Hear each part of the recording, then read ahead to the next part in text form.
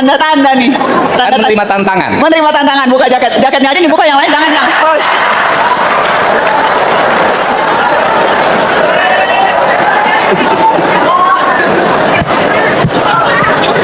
Assalamualaikum warahmatullahi wabarakatuh. Waalaikumsalam. Sampurasun.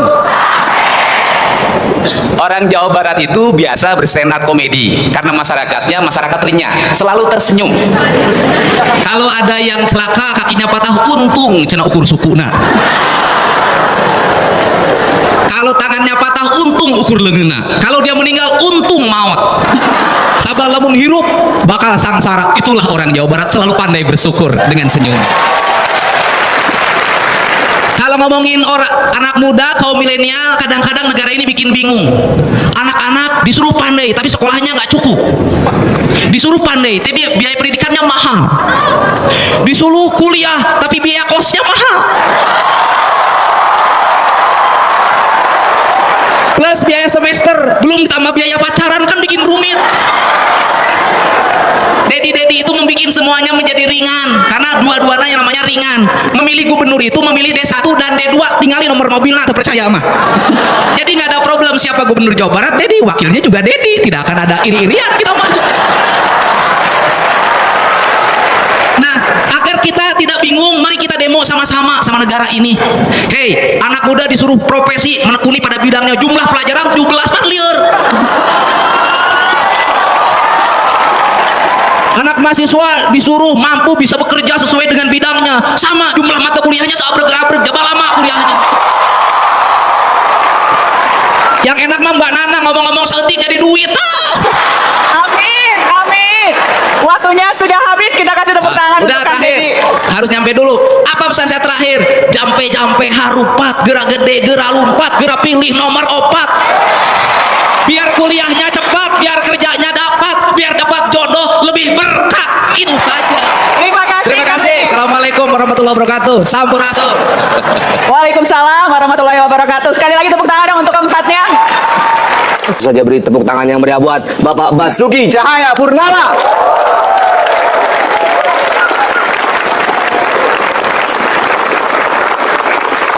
Selamat sore semua. Sore. Saya terima kasih diundang. Jadi memang Metro TV ini sangat peka. Kalau tadi komika yang pengen jadi pemimpin, ini pemimpin yang pengen jadi komika sebetulnya. Karena persiapan diimpis hak menyatakan pendapat bisa dipecat kan. Jadi sebagai seorang yang menghidupi keluarga harus mikir nih, kalau dipecat jadi gubernur, profesinya apa?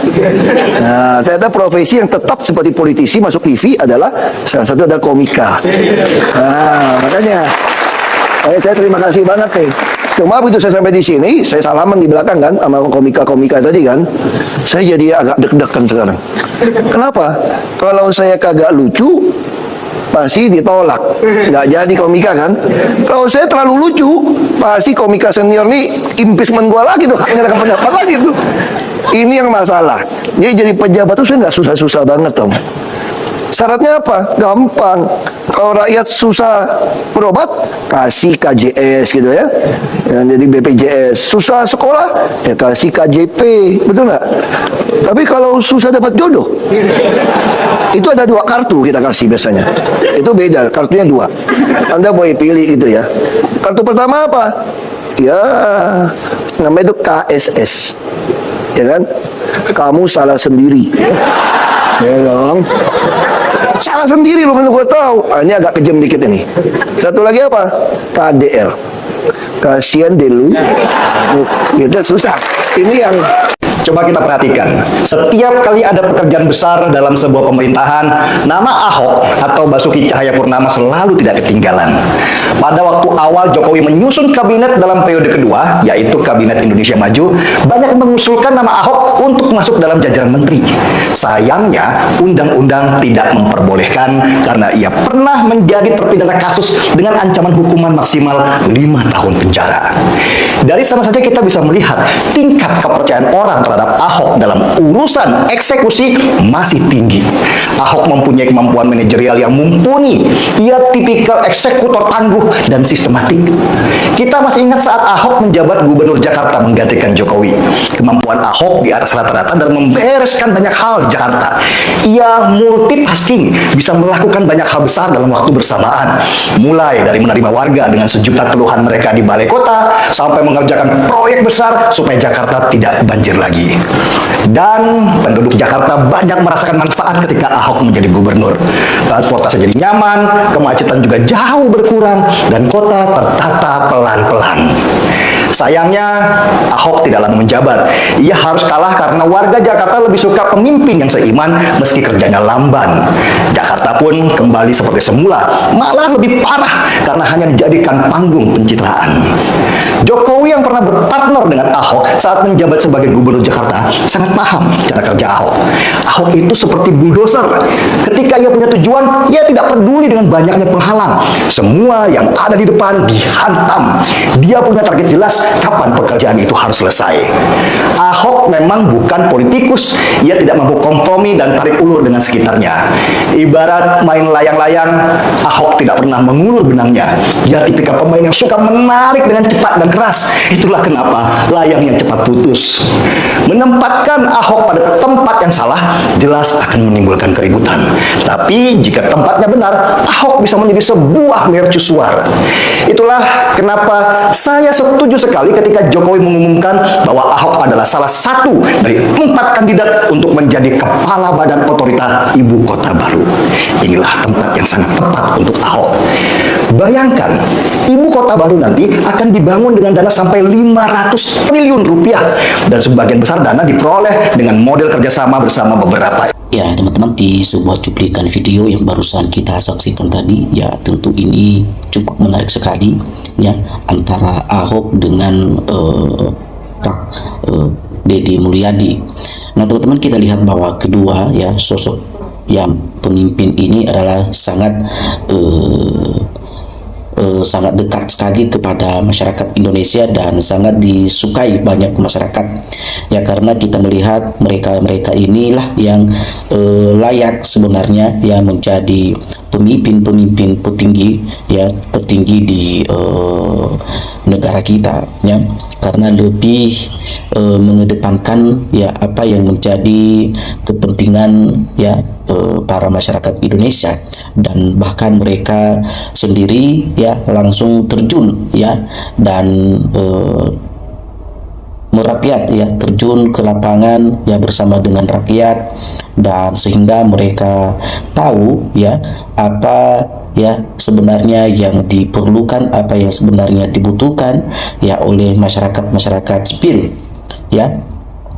Walaupun mereka ini adalah sebagai gubernur ya, katakan Pak Ahok ya, walaupun sekarang tidak lagi aktif dalam menjabat sebagai gubernur di DKI Jakarta, tapi setidaknya kita melihat bagaimana jejak karir Ahok dan bagaimana ya cara kepemimpinannya masih waktu beliau ya aktif di gubernur ya di DKI Jakarta pada saat itu, dan ini cukup diapresiasikan sekali oleh masyarakat Indonesia ya, bahkan bukan hanya masyarakat di sekitar DKI Jakarta pada saat itu, dan bahkan seluruh Indonesia pun ya memberikan support dan mengapresiasikan ya kebijakan atau kinerja dari Pak BTP atau Pak Ahok ya pada saat itu, dan hingga ya sampai saat ini pun ya teman-teman masih dirindukan, masih diharapkan ya oleh masyarakat ya bahwa mereka ingin Ahok itu ya terlibat di salah satu kepemimpinan tertinggi di pemerintahan. Tapi apa teman-teman ya terjadi saat ini, Ahok masih berjuang dan berupaya ya untuk melawan para mafia korupsi, para pejahat-pejahat di negara kita saat ini. Nah, kita lihat juga bagaimana ya KDM ini ya, kita lihat bahwa ia adalah sebagai gubernur Jawa Barat, dan ini cukup terkenal ya, dan di seluruh ya masyarakat, di kalangan masyarakat Indonesia ya, bahwa nama Pak KDM ini tidak asing lagi di tengah-tengah masyarakat Indonesia. Beliau memang cukup dekat juga kepada masyarakat, ya. Bahkan setiap hari selalu mengupload, ya, rapat kerja atau kegiatan-kegiatan kerjanya, ya. Tidak semua, tapi ada beberapa, dan bahkan ada segelintir orang yang mengatakan, ya, bahwa dia dicap sebagai gubernur konten pada saat itu, dan dibantah, ya, kembali oleh KDM bahwa, ya, biar dikatakan gubernur konten tetapi uangnya bermanfaat untuk bantu-bantu masyarakat dibandingkan menjadi gubernur yang kerjanya molor terus. Nah, jadi itu mana teman-teman, jauh lebih baik, ya, daripada gubernur konten tapi hasilnya, ya, dibagi-bagikan, diberikan bantuan kepada masyarakat, ya. Tetapi daripada menjadi seorang pemimpin pejabat, katakan sebagai gubernur, tapi hasilnya nihil atau kosong, bahkan ketemu masyarakat pun tidak mau, apalagi mau bantu masyarakat. Nah, kebanyakan para pejabat, teman-teman, kalau kita lihat, ya, seperti PIL-KB, ya, kita lihat PIL-KB, kalau ada dua PIL-KB, ya, kalau sudah jadi maka dia lupa. Nah, yang satunya kalau dia udah pokoknya ada dua pilihan itu, teman-teman. Kebetulan saya lupa, tetapi itu yang terjadi, ya. Para pejabat itu sebelum mereka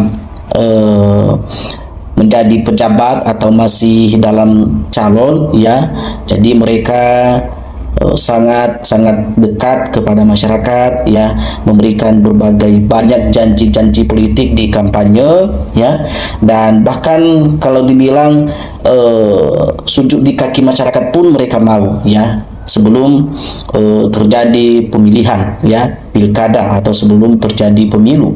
Dan mereka sangat pintar sekali untuk mengambil hati rakyat. Tetapi coba teman-teman, kalau dia sudah menang, diberikan kekuasaan, ya, jangankan untuk ketemu masyarakat, bantu masyarakat, ya, untuk keluar saja, ya, ketemu di jalan saja, ya, kalau dia naik mobil pasti ditutup kaca mobilnya, ya, kebanyakan seperti itu. Ya, mereka tidak tahu, mereka lupa bahwa sebenarnya mereka ada di posisi yang mereka duduki pada saat ini sebenarnya tidak jauh-jauh, karena semua adalah oleh perjuangan rakyat, ya, dan sehingga mereka lupa bahwa rakyat yang mengangkat derajat mereka itu, ya, dan mereka tidak mau, ya, bersentuhan, ya, kembali kepada rakyat. Nah, itu kebanyakan pejabat terjadi, teman-teman, ya. Nah, tapi tidak semua, ya, tidak semua, tetapi yang sudah pasti dan yang sudah jelas, yang sudah kita lihat, termasuk Pak KDM ini dan Pak Ahok ini, ya, orang yang benar-benar bersentuhan langsung kepada masyarakat, ya. Mereka sangat memberikan waktu mereka untuk mendengarkan, ya, masyarakat, mendengarkan keluhan masyarakat, bahkan menerima kritik dari masyarakat. Mereka tidak membantah adanya kritik dari berbagai pihak. Justru itu yang mereka pertajam, ya. Bahkan ada kritikan seperti itu, mereka mempertajamkan lagi kinerja mereka, bahkan mereka memperbaiki lagi kelemahan-kelemahan atau titik-titik lemah yang ada di dalam kalangan sekitar lingkungan pekerjaan mereka, ya. Berbeda dengan pemimpin kita saat ini, ya, dikritik oleh masyarakat malah dibilang dibenci, ya, malah mereka mau bilang sakit hati. Nah, bagaimana? Coba, ya, dengan kebijakan-kebijakan yang sedang viral saat ini, yaitu program Ya Makan Bergizi, ya, gimana masyarakat tidak mau mengomentari, ya, bagaimana masyarakat tidak mau mengkritik hal itu, ya, daripada, ya, kebanyakan, ya, makan korban, banyak makan jiwa, ya, anak-anak keracunan di berbagai tempat, ya, dan ada aja, ya, uang APBDE yang dihambur-hamburkan, yang tidak jelas tujuannya kemana, yang tidak penting-penting tujuannya, ya. Nah, jadi padahal masyarakat, ya, padahal pemerintah menyuruh masyarakat untuk efisiensi anggaran, tetapi mereka sendiri tidak mau melakukan apa yang mereka sampaikan kepada masyarakat. Mereka hanya pintar untuk menekan, ya, masyarakat, para pemerintah kita ini. Mereka menekan dan menekan, bayar pajak dan segala macam. Tapi, ya, mereka sendiri belum tentu juga bayar pajak, ya. Bahkan uang negara pun mereka pakai untuk dihambur-hamburkan. Mereka tidak tahu situasi ekonomi padahal saat ini sedang goyah, dan mereka tidak mau menghemat efisiensi anggaran itu. Jadi banyak sekali ya yang menjadi kontroversi ya di tengah-tengah ya para pemerintah kita, antara masyarakat dengan pemerintah yang saat ini. Nah, jadi teman-teman, bagi Anda yang ingin memberikan tanggapan ya terkait yang kedua sosok ini, Ahok dan KDM, ya kita berharap dan kita berdoa mereka itu akan menjadi calon ya RI 1 dan RI 2 ya di Pilpres di tahun 2029 yang akan datang nanti. Oke teman-teman, sampai ketemu di video kita berikutnya. Salam untuk perubahan.